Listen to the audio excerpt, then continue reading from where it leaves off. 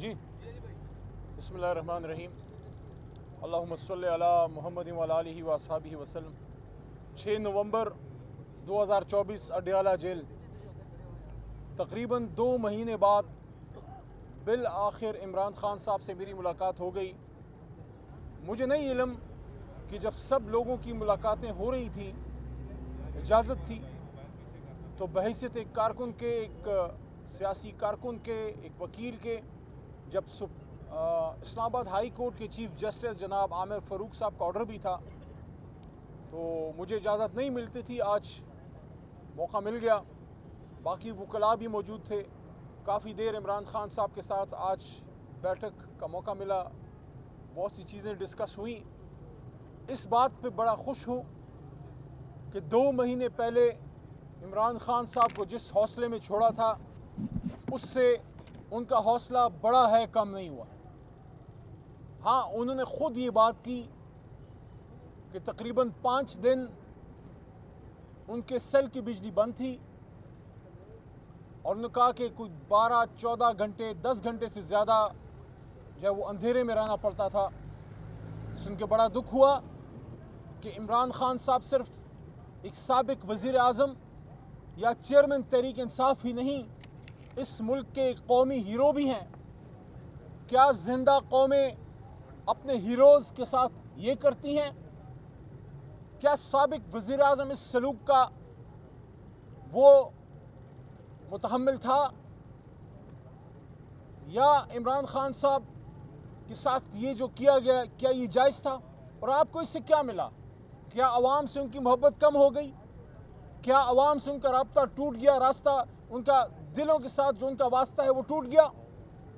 کیا عمران خان صاحب کا حوصلہ ٹوٹا یا عوام کا حوصلہ ٹوٹا؟ وہ تو بڑا۔ کیا آپ اس کو نہیں سمجھتے کہ جو 2 سال سے تحریک انصاف اور عمران خان صاحب کے ساتھ ہو رہا ہے، جو قوم کے لیڈر کو، امت کے ایک بڑے لیڈر کو اڈیالہ جیل کی اس کال کوٹری میں ڈالا ہے، اس سے قوم میں نفرت اور غصہ پیدا ہو رہا ہے؟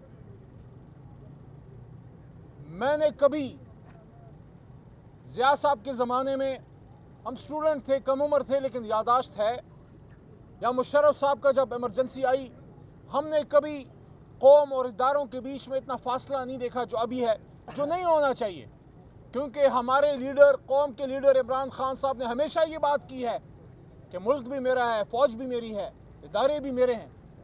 تو پھر یہ کیوں ہوا؟ قوم کو اپنے سے دور کیوں کر رہے ہو؟ ایسا مت کرو۔ عمران خان صاحب کو باہر آنا چاہیے۔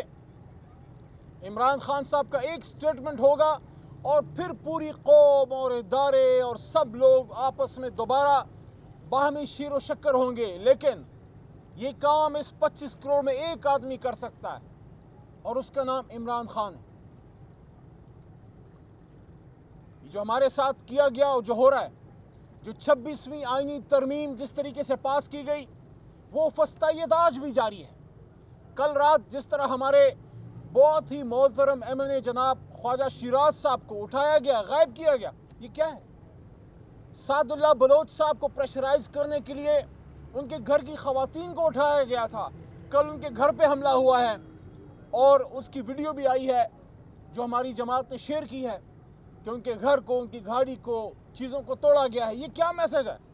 یہ مسلم لیگ نون پنجاب میں حکومت ہے، آپ کیسے کہہ سکتے ہیں کہ ہم نہیں کر رہے؟ کون کر رہا ہے؟ حکومت آپ کی ہے، وزیر اعلیٰ صاحبہ خود بیٹھی ہیں، آپ خاتون ہیں، آپ کی حکومت کے نیچے خواتین کے ساتھ جو کیا جا رہا ہے، آپ کیسے ہی کہہ سکتے ہیں کہ کوئی اور کر رہا ہے، ہم لوگ نہیں کر رہے؟ اگر آپ لوگ کر رہے ہیں تو قابل شرم ہے، لیکن اگر آپ لوگ خدا نخواستہ اتنے بیکار ہو گئے کہ آپ نہیں کر رہے، کوئی اور کر رہے، تو پھر کرسی چھوڑ دیں۔ یہ کیا بات ہوئی؟ شہباز شریف صاحب، میاں نواز شریف صاحب، مریم صاحبہ، آپ لوگوں کی حکومت ہے، آپ کی حکومت میں ہمارے بندے غائب کیے جا رہے ہیں، اٹھائے جا رہے ہیں، گھر توڑے جا رہے ہیں، چادر چار دیواری کا تقدس پامال کیا جا رہا ہے۔ عمران خان صاحب کے وکیل انتظار پنجوتا کے ساتھ جو کیا گیا، میں نے بھی یہ کالا کوٹ، یہ واسکٹ کالی، یہ وکیل کا نشان پہنا ہوا ہے۔ آپ مجھے بتائیں، باقی باتیں چھوڑیں، انتظار پنجوتا کے بچوں نے، اور مجھے نعیم نے بتایا تھا، جو ان کے کزن ہیں ہمارے وکیل خان صاحب کے، نعیم حیدر نے، کہ ان کی بچیاں ہیں. ان بچیوں نے جب اپنے باپ انتظار پنجوتا کو اس حالت میں دیکھا ہوگا، آپ مجھے بتائیں کیا وہ آپ سے پھر محبت کریں گے؟ کیا آپ قابل فخر کردار ادا کر رہے ہیں؟ اور پاکستان کے نوجوان مڈل کلاس کو کیا میسج دے رہے ہیں کہ چاہے آپ CSS کر لیں، چاہے آپ وکیل بن جائیں، ڈاکٹر بن جائیں، اگر آپ حق بات پہ کھڑے ہوں گے تو آپ کے ساتھ یہ کیا جائے گا جو اعظم سواتی کے ساتھ کیا جا رہا ہے، جو انتظار پنجوتا کے ساتھ کیا گیا. قوم کا بیٹا بہادر جس طرح شہریار خان افریدی نے سڈیالہ جیل میں مصیبتیں جھیلیں، ایک اور بیٹا قوم کا مراد سعید جو کب سے اپنی جان بچانے کے لیے روپوش ہے. اس دھرتی کا ایک اور بہادر بیٹا بلوچستان کا سپوت قاسم خان سوری، جو فخر ہے بلوچستان کا نہیں پورے پاکستان کا، اس کو ملک چھوڑنا پڑا. یہ کیوں کیا جا رہا ہے؟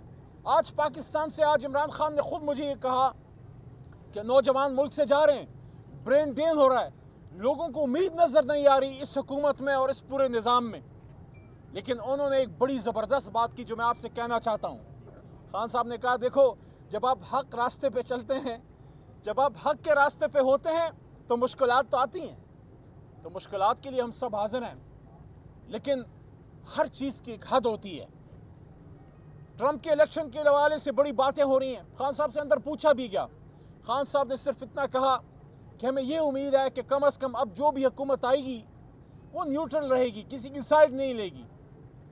تو میں یہ کہتا ہوں کہ امید، علی محمد یہ کہتا ہے کہ امید ہمیں کسی دنیا کی طاقت یا شخص سے نہیں ہے، امید ہمیں اپنے رب سے ہے. لیکن یہ امید ضرور ہے کہ یہ ایڈمنسٹریشن جو چینج ہوئی ہے، پچھلی ایڈمنسٹریشن جو بائیڈن صاحب کی تھی، اس کے نیچے رژیم چینج ہوا تھا، ہمیں امید ہے کہ اس نئی ایڈمنسٹریشن کو اپنی غلطی کا احساس ہوگا کہ ایک نیوکلیر اسلامک اسٹیٹ جس میں 25 کروڑ کی عوام ہے، اس کے محبوب لیڈر کو کسی غیر آئینی غلط طریقے سے رژیم چینج کرنا، یہ کسی بھی طرح سے نہ ان کے مفاد میں ہے، نہ باہمی تعلقات کے لیے بہتر ہے. بلکہ ہونا تو یہ چاہیے کہ پاکستان اس علاقے نہیں پورے دنیا میں ایک اہم ترین اسلامی ملک ہے، اس کو اس کی ڈیو عزت ملنی چاہیے. اور اس عزت کا تقاضا یہ ہے کہ یہ قوم جس لیڈر کو اپنا لیڈر مانے، اس لیڈر کو لیڈر کا رول دیا جائے، اس لیڈر کو اس قوم کو لیڈ کرنے دیا جائے. اس کا انجام یہ نہیں ہونا چاہیے کہ کسی کو روڈ پہ مار دو، کسی کو شہید کر دو، اور جو کسی بھی طریقے سے نہ مانے اس کو 460 دنوں سے جیل میں ڈال دو. تو یہ جس طریقے سے آئینی ترامیم کی گئی بالکل غلط تھا. اور اب آخری بات، یہ جو ابھی پرسوں کچھ قانون پاس کیے گئے ہیں جس میں آرمی ایکٹ بھی ہے اور جس میں سپریم کورٹ کے حوالے سے ججوں کی تعداد کا اضافہ بھی ہے. دیکھیں، شخصیات آتی جاتی رہتی ہیں. آج عاصم منیر صاحب ہیں، کل کوئی اور ہوگا، ان سے پہلے کوئی اور تھا. عہدہ رہتا ہے، ادارہ رہتا ہے.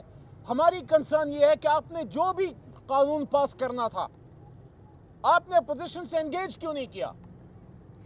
حکومت نے اپوزیشن سے رابطہ کیوں نہیں کیا؟ آپ نے اس پہ ڈیبیٹ کیوں نہیں کی؟ کیا یہ ہمارا ملک نہیں ہے؟ کیا یہ ہمارا ادارہ نہیں ہے؟ اگر کوئی بھی آپ قانون پاس کرنا چاہتے ہیں، آپ ہم سے انگیج کیجئے، ہمیں کنونس کیجئے کہ یہ ملک کے لیے بہتر ہے.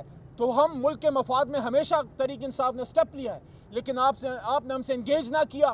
آپ نے قائمہ کمیٹی برائے قانون میں یا قائمہ کمیٹی برائے ڈیفنس میں یا قومی اسمبلی کے فلور پہ اس پہ ڈیبیٹ نہیں کی. یہ اس کو پہلے قومی اسمبلی کو ڈیبیٹنگ کلب کہتے تھے.